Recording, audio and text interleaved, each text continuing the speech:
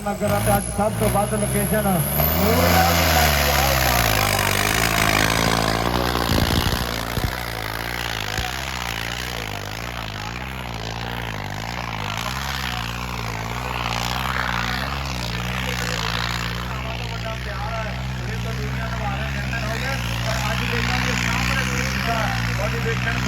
ਜਿਹੜਾ ਟਰੈਕਟਰ ਚੱਲ ਰਿਹਾ ਹੈ ਇਹਨਾਂ ਦਾ ਜਾ ਰਿਹਾ ਬੰਦੇ ਬੰਦੇ ਕਮਾਈ ਜਾਂਦਾ ਔਰ ਦੂਰੋਂ ਚੱਲ ਗਿਆ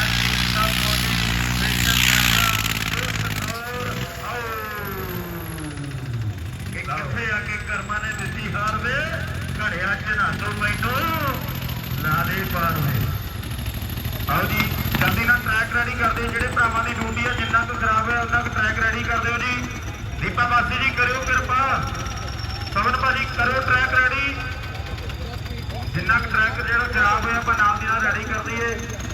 ਮੈਂ ਬੇਨਤੀ ਕਰਾਂ ਲੱਕੀ ਰੁੜਕਾ ਖੁਦ ਸਾਡਾ ਭਰਾ ਦੁਆਬੇ ਦਾ ਵੱਡਾ ਟਾਪ ਦਾ ਟਰੈਕਟਰ ਹੈ ਇਹ ਜਲਦੀ ਨਾਲ ਤਿਆਰੀ ਕਰ ਲਓ ਦੀਪੇ ਭਰਾ